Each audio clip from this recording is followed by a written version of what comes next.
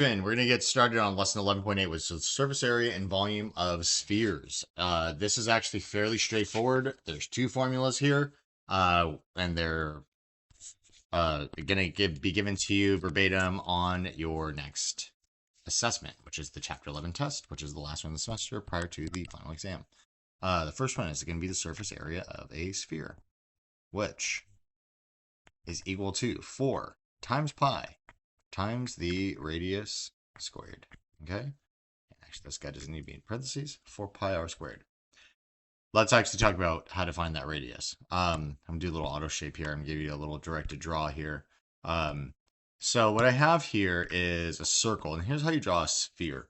Within that, we're going to draw a center of it, and then I'm going to draw an ellipse that's going to have, just roughly about here and here is where it's going to go to the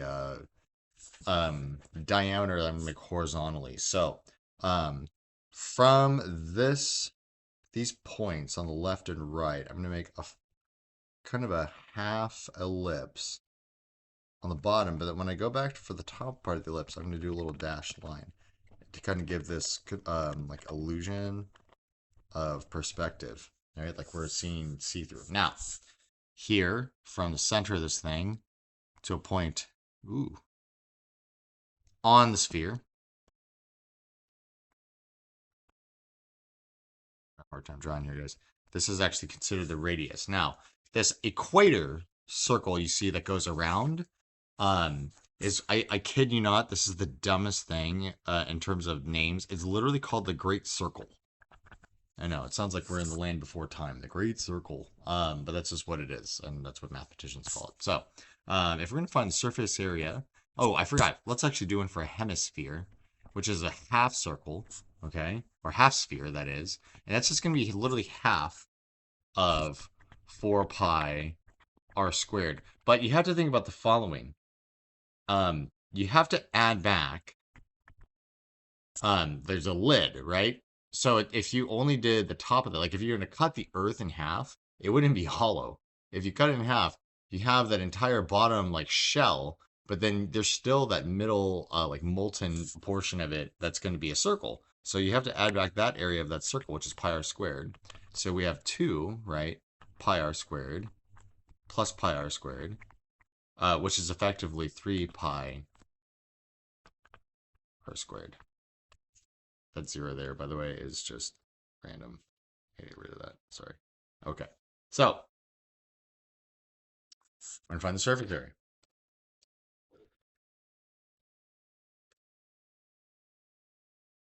of the sphere. The radius of 8. All right. Here we go.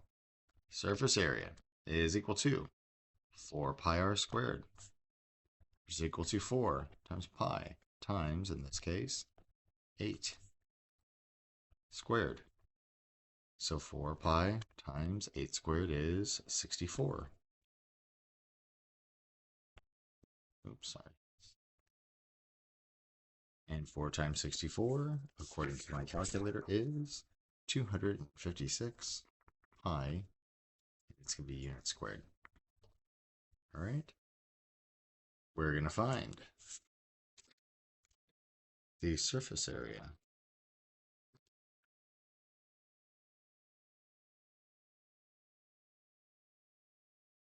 of the sphere with a great circle of circumference is equal to 2 pi. All right. Sorry, not 2 pi.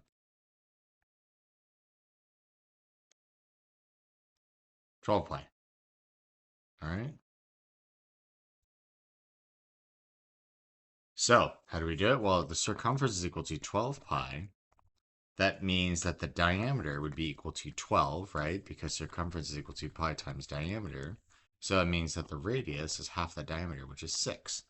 That's pretty straightforward because we're going to take that 6 and we're going to say the surface area is 4 times pi r squared. Take the 6, dump it back into the r squared. So 4 pi times 6 squared, which is 4 pi.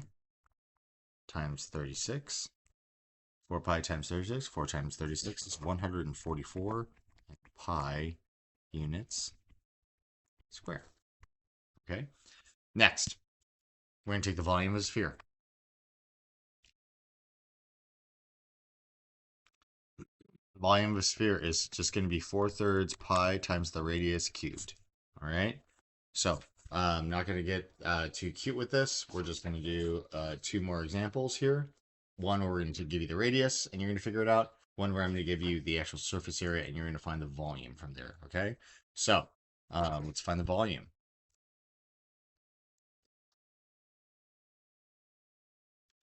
Of a sphere with a great circle of diameter is 3.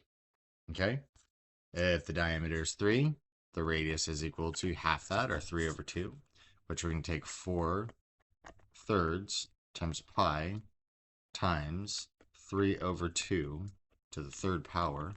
So 4/3 pi times 3 times 2, 3/2 times 3/2 times 3/2, which is 27/8. Okay. And then let's factor some parts of this, right? This and this, in fact, there'll be a 2. This and this, in fact, there'll be a 9.